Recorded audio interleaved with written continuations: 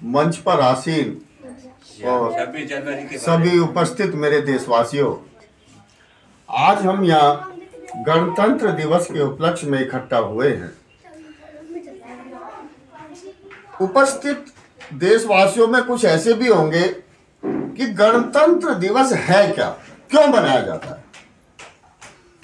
गणतंत्र गणतंत्र तो गाते रहते, लेकिन ये है क्या। मैं थोड़ी डिटेल में जाऊंगा।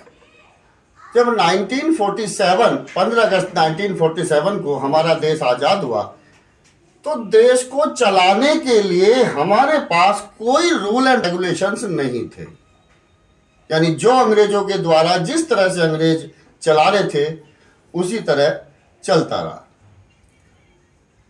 आजाद होने के बाद पंडित जवाहरलाल नेहरू ने पहले प्रथम प्रधानमंत्री के रूप में शपथ ली। फिर उन्होंने 11 आदमियों की कमेटी बनाई कि भाई हमें अब अपना संविधान लागू करना है।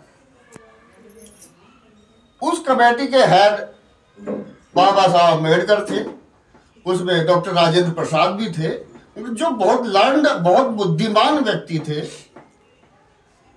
उन सभी लोगों ने मिलकर 2 साल 10 महीने 8 दिन अथक प्रयास, अथक मेहनत के बाद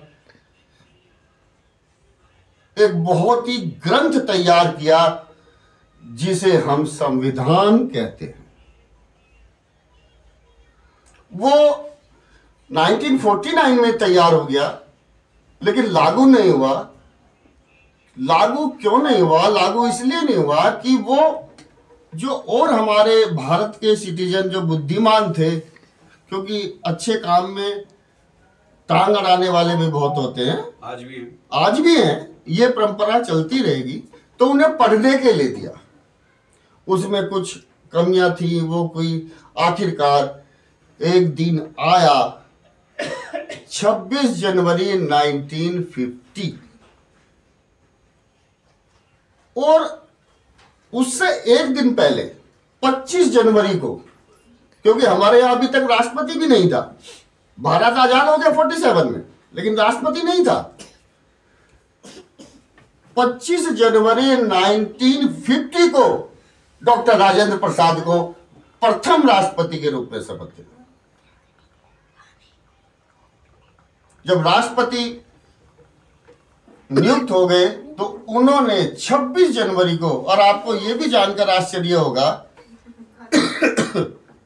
कि सबसे पहला झंडा जो 26 जनवरी को फहराया गया वो दरबार हॉल, राष्ट्रपति भवन दरबार हॉल में फहराया गया, और दोपहर 1:30 बजे फहराया गया। उस दिन से हमारा संविधान लागू हुआ।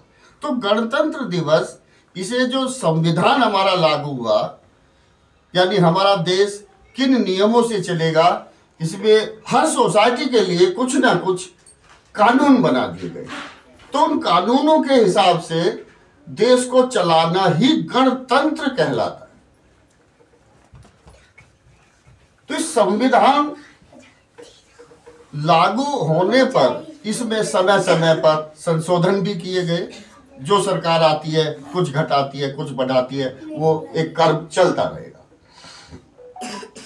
अब हम झंडा फहराने पे आते हैं। देखो, बहुत कम लोगों को मालूम होगा, आज के दिन जो झंडा फहराया जाता है, ये झंडा, इसे फहराना कहते हैं। लेकिन जब 15 अगस्त को फहराया जाता है, उसे झंडा फहराना नहीं कहते, ध्वजारोहण कहते हैं। अंतर,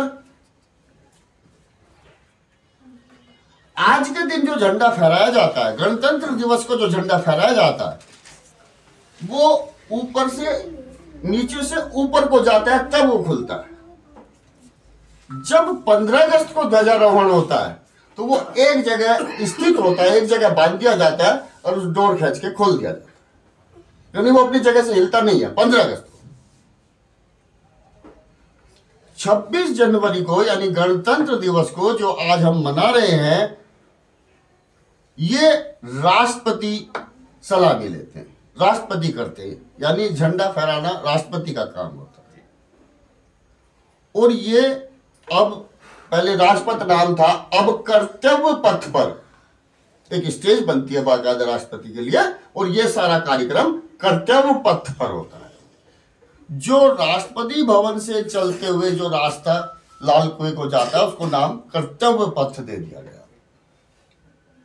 लेकिन 15 अगस्त को जो झंडा ध्वजारोहण होता है वो लाल कुएं पे, लाल किले पे होता है, और उसको वो सारा प्रोग्राम प्रधानमंत्री जी का। तो ये छोटी छोटी जानकारियां बहुत जरूरी हैं। अब हम गणतंत्र, अब मैं इसमें चूंकि बोलने वालों की काफी वो है, क्योंकि मेरे से पहले राजीव जी बोले, मैं थोड़ा सा राजीव जी के बारे में बताना चाहूंगा, थोड़ा लीक से। राजीव जी को मैं 1982 से जानता हूं। ये किसी जमाने में कंप्यूटर के टीचर हुआ करते थे, और किसी छोटे मोटे स्कूल में नहीं हुआ करते थे। 88 में अगर आपने किसी ने सुना हो, इंडिया के टॉप 10 में आने वाला एक संस्था है, आज भी चल रही है, IMT,